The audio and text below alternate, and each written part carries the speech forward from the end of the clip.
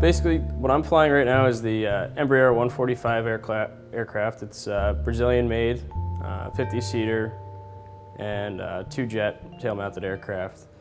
Has pretty modern avionics in it. They were built mid-90s up until present day, so it's pretty modern airplane as far as avionics, the stuff you're looking at in the cockpit goes, and the technology it utilizes. Compared to a lot of the major airlines, there's kind of a mix because these guys have been around for since the airlines were born, and a lot of the airframes that they're using have a very long lifespan. It's not like people think of it like cars. It's not the same thing. A car gets driven every day. They're usually not that well maintained, and their maintenance isn't really regulated in any way besides an annual inspection. Jets are usually looked at least 3 to 4 times a week, if not more than that.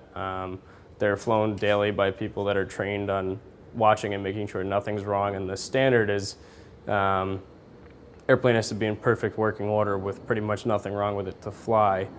And because of this, planes can last for a very long time. For example, American, Delta, not so much United anymore, but most of the major airlines have airplanes from late 70s, early 80s, up until some present day models in their fleet. So you can have a cockpit with no digital screens in it at all, and all steam circle gauges with dials.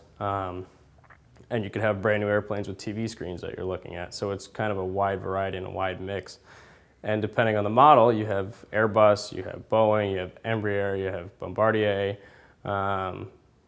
There's a lot of different product lines out there, and each uses kind of a different methodology to the way they build their planes. Airbus is a lot more automated, where Boeing is a lot more pilot-friendly, pilot in the loop, where you're manipulating a lot of things. Airbus tends to use a lot more automation, so it's more of a monitor role rather than a hands-on approach. It's kind of strange because you learn in these small little light couple thousand-pound airplanes, and then you get in a jet and it's a completely different story. But the feel and the actual stuff that you're doing is pretty much the same. So you're not thinking about it. And like I remember the first time I flew the jet, because you fly the simulator, you get your type rating in the simulator, and then the first time you fly the jet is when you're actually working a revenue flight with passengers in the back.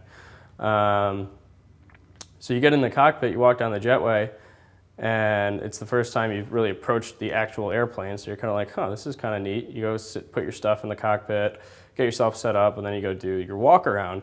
And I remember walking down the jetway and going outside. I was like shocked at how big the actual airplane was because I just had seen the cockpit in the simulator. Now, granted, most passengers, when they walk up to a regional airplane, they think, oh my God, this thing's tiny. Compared to what I'd been flying in the past, it was a large airplane, and you kind of start thinking about the responsibility and all the differences and how does this thing actually fly. So that was kind of overwhelming at first. And then you get back in, you start up, you push back, and you're just kind of like, you get in your groove, you start doing what you need to do, and you don't really pay attention to anything else except the present task in front of you. But then later, your next day off of work, you're kind of thinking about it, you're like, huh, well, that's huge that I just took a jet that was pressurized to 8,000 feet up to 36,000 feet and flew 1,500 miles and landed it on a small strip of pavement.